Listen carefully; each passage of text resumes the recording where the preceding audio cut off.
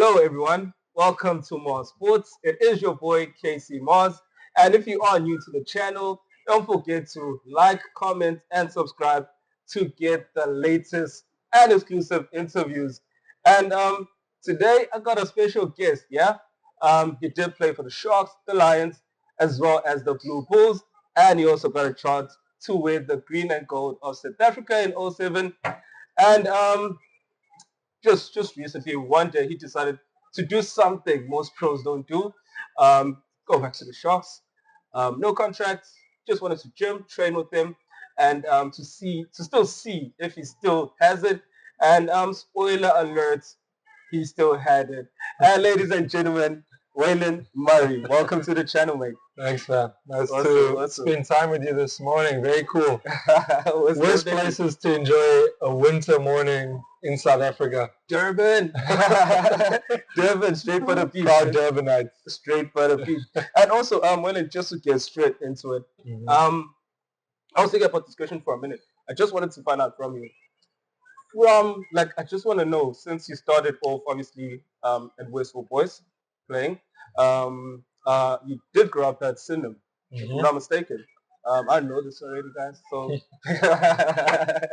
so you broke through to like the Sharks. You're like 19, 18. So I just wanted to find out from you, what's the biggest change from schoolboy rugby to professional rugby at that young age?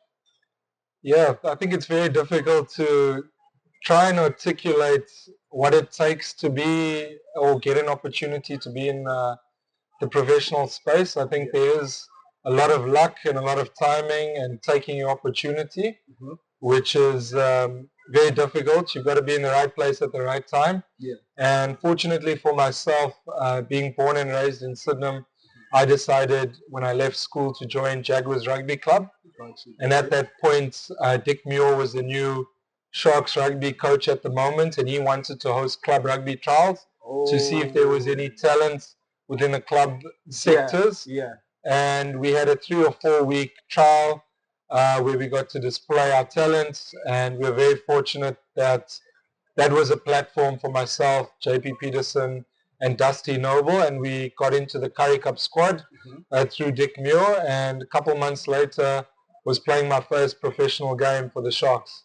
Yeah. That's a journey. It sounds like a journey. And also, with obviously from Currie Cup, you made it through also to Super Rugby. So with the travel, obviously it was brutal. So how did you manage to be in Perth 1 week and the following week you're in New Zealand, Christchurch? How did you manage to, adjust to that or survive that travel time period or that travel frame? I think that was the first time I had gone overseas, so it was a new experience for myself. I had to learn on the fly. Luckily, I was around a very experienced squad, which helped create a great environment while you were traveling. Yeah. Obviously, it's incredibly daunting having to deal with the jet lag, I want to ask, how did you hostile sporting crowds, in New Zealand and Australia. Yeah. But I think it was very beneficial for us those 4 and 5 weeks to be on tour. It actually helped us with our team building and team cohesion, being with a group for 4 to 5 weeks, where all we had was each other.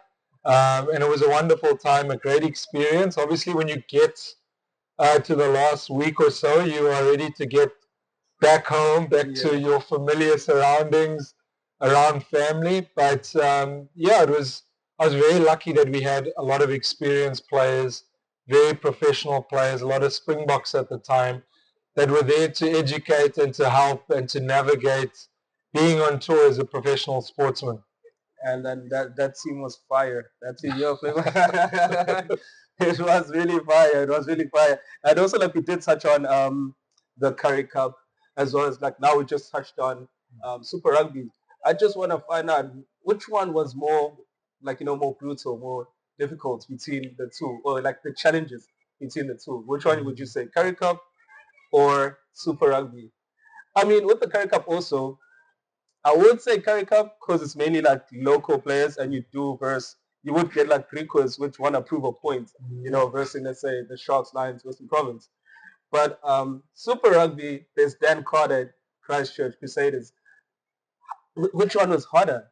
Like, to play? Which comp Yeah, was harder? I think you always respect every competition and every season that you go into. Uh-huh. I think for Super Rugby it was phenomenal. You got to play against the best players in the world in Australia and New Zealand. Yes. And at that time it was really good to test where you at in terms of your playing ability. Then the New Zealand All Blacks were doing really well. They had a formidable team. So from a global aspect, I think playing with international players, Super Rugby could be seen as the more revered competition. But as you mentioned, the local flavor, giving emphasis onto the local teams like the Griquas and the Eagles and Boland. It's a really tricky competition because if you are too composed or you don't give your opposition enough respect, anything can happen in sport, and that's the beauty about sport. But two different competitions. I think the history in the Currie Cup is beautiful, and it's been around for a very long time. But the international scene, it is a different flavor, a different level in terms of playing with the best rugby players in Australia, New Zealand, South Africa. Got you. And also touching on that, in regards to internationals, how did you prep, 1 week for a team like, example, the Crusaders, like bring that up a lot, Crusaders, or like a team like the Brumbies, so how did you go to prep for these like different teams in Super Rugby?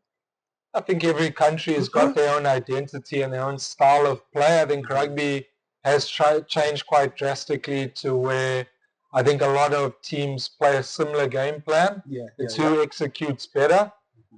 Whereas I think back in 2005-06, I think Australians played a certain way. It was more possession based, keep the ball in hand.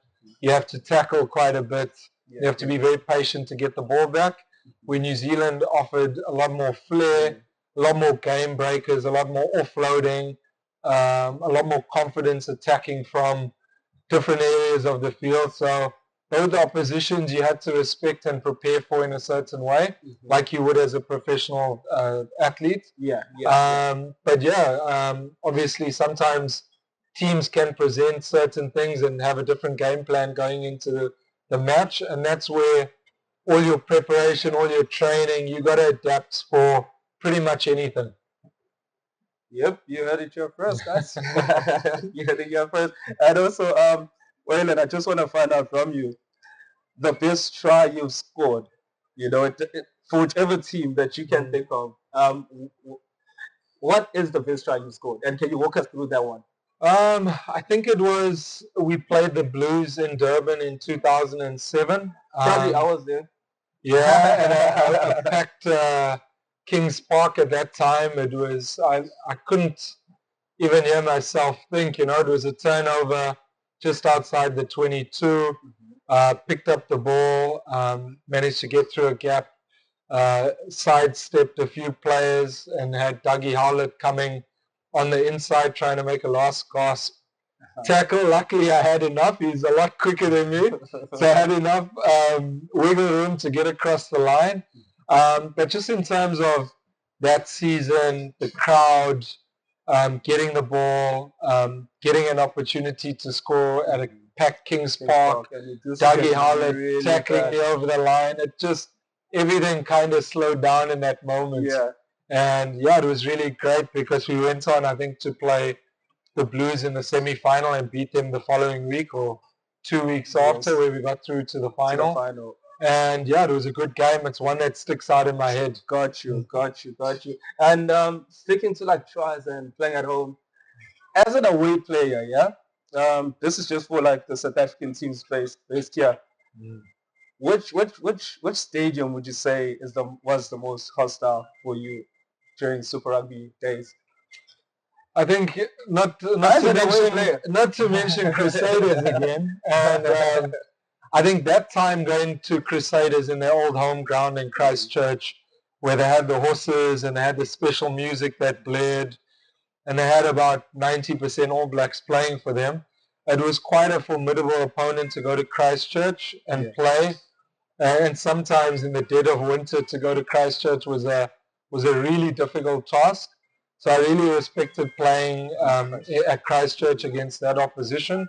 I think locally, I think I must also give a shout out to the beautiful opposition that we have locally. Ellis Park's always a difficult place to play at, and luckily I was a part of the Lions team after the Sharks, so I got to enjoy the tradition behind Ellis Park and winning our first World Cup and what it meant for our country and uniting a nation post-apartheid, so that was pretty special. Playing at Loftus is also very formidable. Luckily, my Afrikaans isn't that good, so whatever they were saying to me, I couldn't quite decipher, which is probably good. So yeah, I think Bulls and Lions was great places to play. But obviously, yeah, being born and raised in Durban, it's nice to have Kings Park in Durban, close to the beach, as your sort of, place. And playing in Newlands, it wasn't too bad. It wasn't hostile. You didn't feel that pressure. I enjoyed Newlands. It probably wasn't one of my greatest places to go play. Newlands was obviously an iconic place, but in terms of being in Newlands, it was always a difficult place to play, and I played against some really great players like Jean de Villiers, who was his own cheat code to a large extent. It was always good to play against him just to see where you're at. But yeah, I think every stadium's got its own mystique and aura. True. Because like most people say, here in Kings Park, it feels like everyone is on top of you, the way the stadium is built. Yes. So like everyone is down here playing, and we all up here, full stadium. Correct. And Waylon, also, URC is the current competition right now. What would you say? What does, let's say a young Sharks, for example, lose or gain, okay, versus, let's say, your Super Rugby days? So like, what's the major difference between the two? Would they survive in the Super Rugby then, or they wouldn't? No, I think you're a professional athlete. You will survive. You obviously train in accordance in what's happening or what you see coming. So obviously Super Rugby was nice. You knew when Super Rugby season was. You knew when Currie Cup season was. Oh, yes. Whereas I think URC is a little bit more difficult for these current crop of professional players. It's incredibly congested. Rugby is all year round now. How professional organizations manage their squads with the likes of junior comps, SA Under 23, Currie Cup, URC, Champions Cup. It's just a lot to try and organize to plan the logistics. So I think coaches are having to really have bigger squads now. And hopefully you have less injuries throughout the season, which is very difficult with a lot more rugby. And I'm sure in a collision sport, it's not getting easier, it's getting harder to manage bodies. So I think it's definitely harder right now being in this structured competition. Got you. And also, from what you've seen with, guys who've made it from academy, okay, to URC, what two habits, separated them, or what's up at 18? So from academy to, let's say, example, for the Sharks, what two characteristics or qualities separated them from 18 until making it through to the main squad? But those that you've seen. Yeah, I think obviously a really good question. But for me personally, I think your mindset needs to be cut above everyone else in terms of how do you keep yourself accountable? Because you have to remember, you're not competing against other people. You're competing against yourself. If you get the opportunity to become a professional athlete, every day you have to keep yourself accountable, because there's no shortage of competition in terms of talented players. Your window to achieve, you don't know how long that's going to be. So I think your mentality is key, understanding how professional you want to be. So it's less about what happens on a Saturday. It's everything that happens in the 90% during your week. That comes into your mentality. comes into your nutrition, it comes into how well you recover, it comes to your habits and how you train, how you impact your team because it is a team sport, how you keep each other accountable because you're moving towards a goal. Same goal. So there's a lot that needs to factor in within this melting pot we call professional sports, and there's a lot you have to tick, and a lot of players find it difficult to tick everything. It's just one element is playing the game on Saturday, but there's about another 10 that you have to be absolutely outstanding in to give yourself the best chance of success for yourself and for your team. Got you. I hope you guys got that as well. From the specialist himself. I'm happily retired, which makes it nice to give the advice because I don't have to live that level of yes. And also, what does the player development manager, offer the team, like of the academy players, in regards to mentorship, obviously skills, etc. So I think it was an important part in my life to accept this role because I've experienced the journey as a professional sportsman for 14 years. So to give back in a specific way and to be in service to players and to athletes is incredibly important to give back in a very profound way because you've gone through the journey, the highs, the lows, everything in between. So personally for me, when this opportunity came to the fore, I felt like I had to do it because it's just nice for the players knowing that there is someone in their corner from a players association where we can talk about your finances, what your goals are, how you're tracking within your contract, mentorship, counseling. There's many layers to this, and this is where my players have done an exceptional job. They've created this platform that professional athletes have lots of resources and support, which has evolved in a very great way since I was playing. It's moved from leaps and bounds, but it's good for the players to sit down and talk to me. Sometimes it's less about rugby. It's just connecting as a human being, which is most important. Genuine. Most def. And also, how do you also support, players that have, issues in regards to their like long-term injuries and stuff like that? Yeah, I think the psychology behind when you aren't playing to when you are playing, it's different sort of pressure. I've gone through many injuries throughout my career, so I've had to journey that experience through the trauma to get back into a space where I was competing with myself to play again. Yes. Which is really difficult if you're out for anywhere from 3 to 9 months. But it's a journey, and sometimes, and what I tell a lot of players is you can't time travel into the future and you can't go back. You need to stay present, and wherever you are within that journey of your injury, just stay present, Whether you're dealing with your doctors and medical staff, make sure that you do everything to your best ability. And I think lean on your support. It's a very emotional time, so making sure your family and your friends and your mentors around you, you tap into that support so they can help you journey through a very difficult time because, it's always harder when you're injured getting back. You train a lot harder, which people don't understand. You train a lot harder to get back so that you're fit, so you can get back onto the field. Got you. And also, Waylon, just a quick one. You did play the sports, Sharks, Lions, Bulls as well. What's one thing you wish someone would like told you when you were 17? Like any advice that you probably would have needed before making your way up to the pros? Yeah, I think I touched on it. I think having good support and foundations, good roots, are incredibly critical.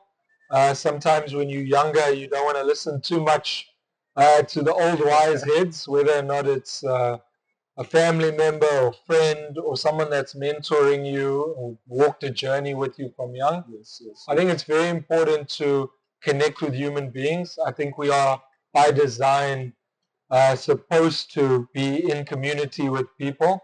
Yes, And I sir. think, it's an important um, superhero power strength to make sure that you are connected to people who can keep you accountable, who can share the highs and the lows, Yeah. but most importantly, keep you grounded in a very volatile space that is professional sports. It's very difficult. It's high pressured environments, and you can't do it alone. You need people around you that can help you. Got you. And also, just a quick one. You know, in one of your podcasts, yeah, you did speak about your mother's love, and obviously how she made you feel seen. What role do you see parents, or let's say family, playing for, let's say, the Sharks Academy? Players who move from Eastern Cape, etc., to Durban. How can they can support? How can they support actually without putting pressure on them? So like basically how can the families support the kids which move over to like Durban without putting much pressure on them? Yeah, look, I think it's different if you're talking about schoolboy sports. The onus is on the educational institution to create space where they feel seen and their identity is not based on their rugby scholarship. So that's the one thing. Making sure you're allowing them to get back to their family members and remove themselves out of the ecosystem when it's time to relax. I think as a professional sportsman, your environment is everything. The culture that you create and the family that you create around your institution is everything, because it's very difficult. You come from different backgrounds, different ethnicities, different cultures, and how do you mesh all of these people, all these human beings, to move towards a collective goal? So I think it's very important that whatever culture you create is connected to the family source, so that they feel like their family are a positive resource and they can access them whenever they need to. Got you. And let me just throw one in. I actually wrote this down, I think this morning. I just added it there. Like, when we had like a view of your podcast chat with Beast, what actually struck us is that how like you guys spoke or talked about mindsets. So not just, I mean, we just like he went from Zimbabwe Sharks to getting 116 Springbok caps. For a guy in like the academy that's coming up, what's one mindset trait, that example with the Beast, that he had at 18 that coaches couldn't coach or can't coach? I think any sort of success, we put an emphasis on what the outcome is.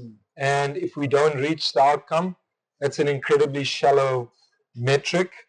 I think if you really want to be a success, you have to be process driven, because it's not the outcome. Whether or not you become a Springbok or Shark player, that is it's a shallow metric in terms of what happens if you don't achieve that goal. Is your identity attached to this outcome? That doesn't make you a success. You as a human being have gifts, and you're going to go forth and impact humanity in a larger scale. It's not determined whether or not you become a professional sportsman.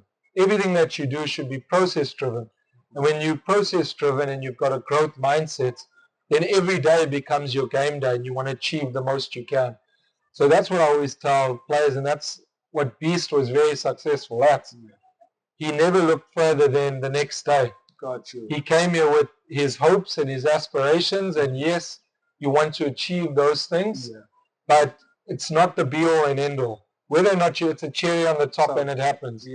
But we often get fixated on this outcome, and it's a very small percentage of people going to make a career out of or being in professional sports. So what does that become when you don't reach the destination? So you got to understand your identity is bigger than a small part in being a rugby player. You are a friend, you're a father, you're a mentor, you've got your habits and your hobbies and stuff that lights you up. Never be fixated on the outcome.